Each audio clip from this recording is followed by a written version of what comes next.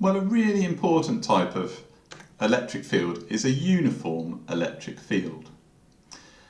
We've looked at field lines, and if you had a guess as to what a uniform electric field might look like when you drew the field lines, I'm sure you would guess it correctly, just parallel equidistant lines. So that's missing some arrows, of course. Remember, the spacing is how strong the field is, the arrows show the direction. Can you remember that a small positive test charge would move if you put it there? So there's a nice uniform electric field. And yes, it has those important features, that the lines are parallel, but not only that, they're equidistant and straight. So let's remember for a moment that electric field strength has an equation, which is, can you remember that one? It's the force per unit charge. And that is suggested by the spacing of the field lines, as I've just said. So that means that we can see that that must be always the same. You know, the spacing is the same there as it is anywhere in this field. The spacing of the field lines is uniform. That's what a uniform field is. So that's a really important idea. The field strength is the same everywhere within the field. So that idea, well, that has a consequence, because if the field strength is the same everywhere in the field, then it means that on a given particle, then the force is going to be the same everywhere in the field. So let's write that down. So the force, the same everywhere. I mean, as long as you had the same particle, because if you had a particle with twice as much charge, then in a different place, then that would have double the force. But if you have the same charge, then a particular charged particle is going to experience the same force everywhere.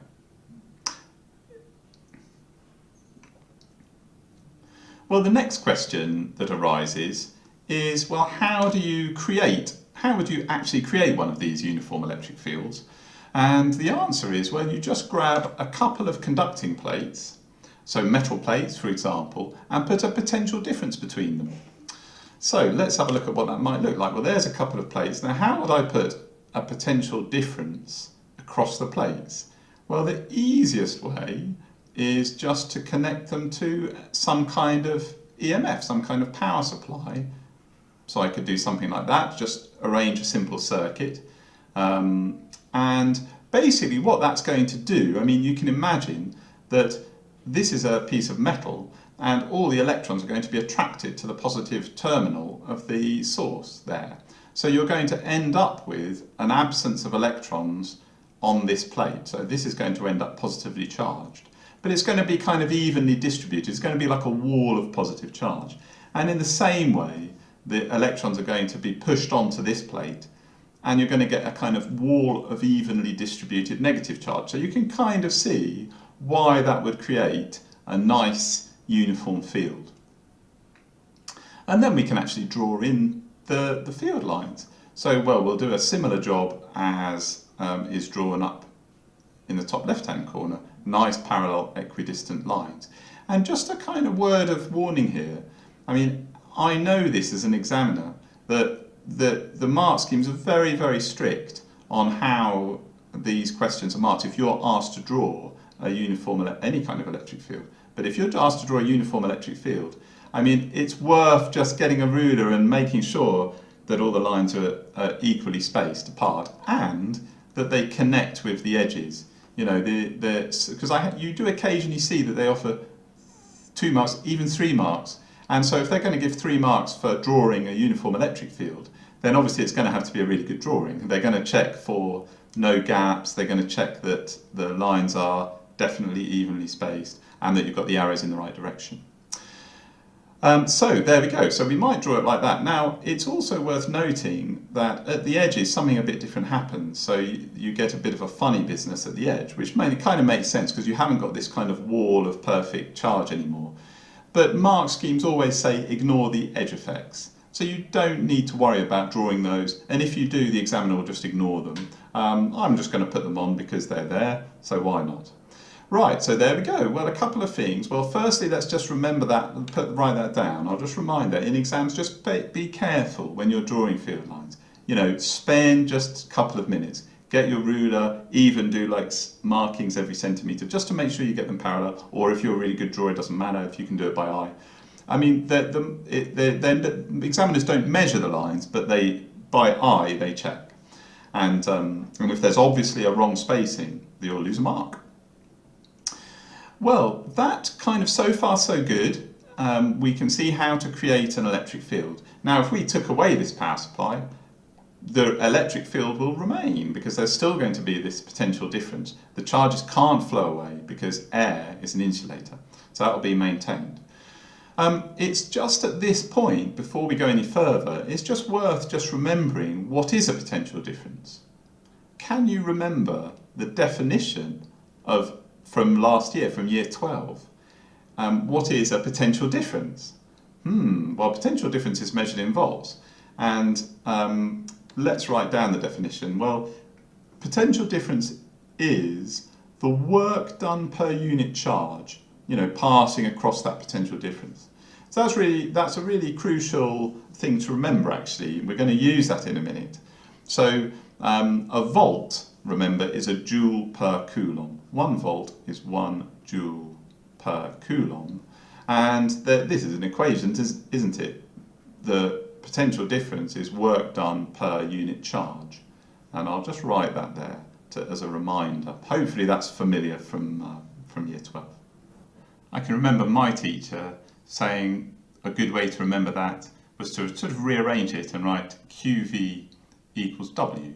And then to remember Queen Victoria is a woman, or Queen Victoria was a woman, which is a silly way to remember it, but it certainly means it stays in your mind. Well, let's look a bit more deeply into uniform fields. We can find a new expression, actually, for the electric field strength between parallel plates.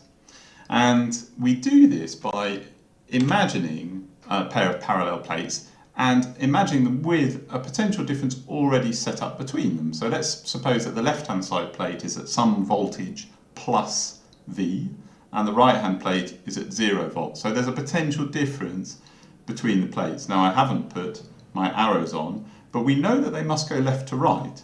How do we know that? Well, we know that a small positive test charge will go in the direction of the arrows, and sure enough, if we put a positive charge in the field, it's going to be repelled away from the positive plate. So that shows that our arrows must go from left to right. So there we go. So we've got a uniform field set up between two parallel plates. Well, let's consider now the work done when a charge moves between the plates. So we'll imagine this is kind of in a vacuum, so we've got no air molecules in the way. We're just going to have a little charged particle kind of in there. So, well, there it is. Well, if that was a little positive charge, that would get accelerated across the plates there, because it's going to be, as I said before, repelled away from the positive plate. So work would be done on the particle. Well, let's go the other way. Let's suppose now I want to move the particle back across to the left-hand side plate, starting from the beginning. Well, we need to consider then the work that I have to do in order to do that. Well, we know already, don't we, something about work done. We know that work done mechanically is the force times the distance. So I can say, well, the force times the distance to move that particle all the way across the distance d, which is the separation between the plates, is the work that I have to do on the particle. But we have now, don't we? We have an expression for electrical work done. Because we looked and revised potential difference in the last section, I just accidentally changed the colour of my particle, but because we revised that, well, we know now, can you remember the silly expression QV equals W? So electrical work done is defined as Q times V, or the charge times the potential difference through which it moves. So if it accelerated from the left plate to the right plate, that would be work done on the particle, would be its charge times V. And if I do work done on it, well, that would be when I'm moving it the other way, which is what we're imagining. So I can write that down here, and that's also work done.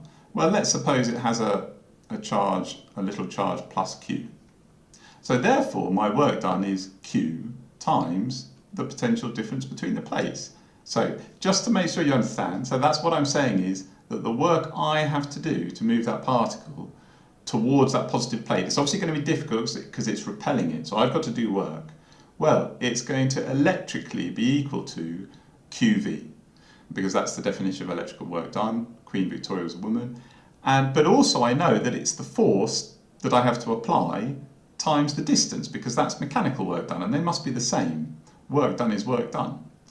So therefore I have this rather neat expression, but there's a sort of secret hidden in there, because I can rearrange that as F over Q equals V over D.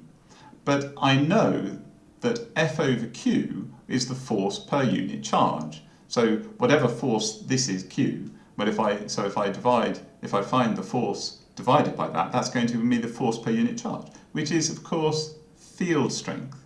So I actually end up with a rather lovely expression, a new expression for field strength. I get that E, because that's E.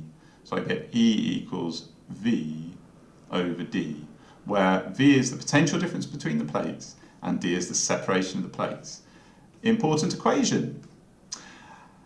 Now let's just look a bit more. So that's interesting because V is measured in volts and D is measured in meters. So the units are volts per meter. So there's an alternative unit there for electric field strength, because we know electric field strength, as we looked earlier, is newtons per coulomb. So they must be the same, and they are, as we can see by just comparing the two equations for work done.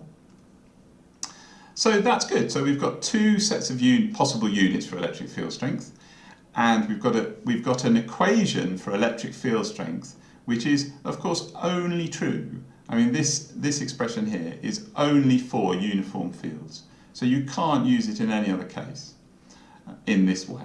So let's write that there. Well, let's have a look at a quick example. There's a set of parallel plates, and let's suppose that we have a potential difference across the plates of 500 volts, for example. And so one is at 500 volts, one is at 0 volts.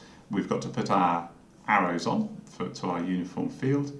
And let's suppose that the separation between the two plates D is, I don't know, 20 centimetres. Well, we can now use our new expression to calculate the field strength. So E is V over D, so we just plug in 500 over 0.2, and that'll give us our field strength, 2,500 volts per metre. So have a go at the questions, and then we're going to get even more into uniform fields in the next video.